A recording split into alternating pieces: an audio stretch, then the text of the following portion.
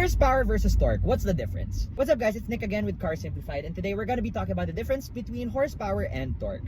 When you're buying for a car, most of you usually see on the specifications, the horsepower is like, let's say 212 horsepower, but you're going to see 500 Newton meters of torque.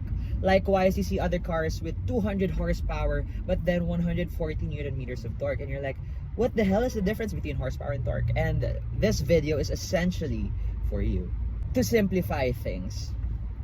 And this can be at a degree inaccurate, but it's the easiest way for non-car people to get it.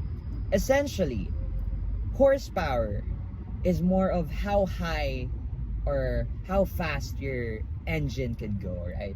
Essentially, it's like, think of it this way. You have a 1,000 horsepower Lamborghini. It can drive fast, it can go fast.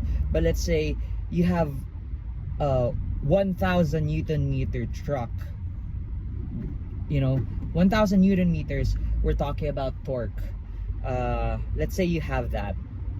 Essentially, it can pull more than the 1,000 horsepower Lamborghini, but then it might go slower than that 1,000 horsepower Lamborghini. So it's not directly proportional, but essentially horsepower is more of like how fast can it go, and torque is more of how powerful can it pull, right? Essentially, that's the simplified, overly simplified, and somehow inaccurate way of describing the differences between horsepower and torque.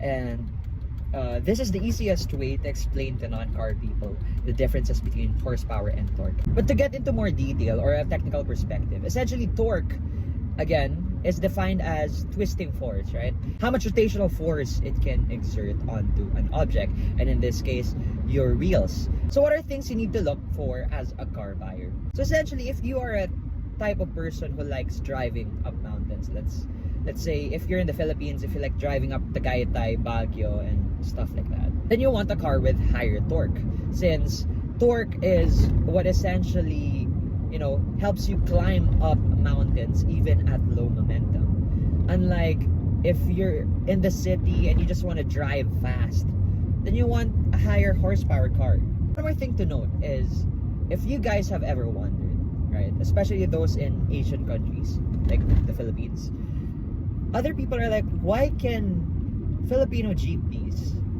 climb up mountains despite them being 90 horsepower, right? Like, they're very slow, but they can get up mountains easily. That's because they have high torque, even though they're low horsepower vehicles. They have high torque, and essentially that's what helps them get up mountains. And then again, other people are like, my car has this high horsepower, why is it having a hard time climbing up simple mountains? Again, you have high horsepower, but you have low torque.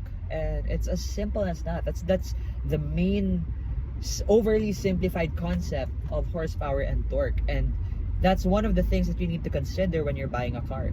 And in my other video, diesels versus gasoline engines, let's see that gasoline engines tend to have higher horsepower and lower torque, while diesel engines have lower horsepower and higher torque. And it's up to you to decide what you want, essentially depending on your lifestyle, because you cannot equally compare them. You know, you can't say diesel is better than gasoline, you can't say gasoline is better than diesel, because again, they serve completely different purposes. The same can be said for cars with higher horsepower and lower torque, and cars with higher torque and lower horsepower. But if you don't know what to get a Tesla Cybertruck. It has high horsepower and high torque at the same time. Or, you know, let's say a lot of luxury cars have high horsepower and high torque. But then again, a vehicle with high horsepower and high torque can mean you losing grip and crashing into a crowd. So be careful. Like for more.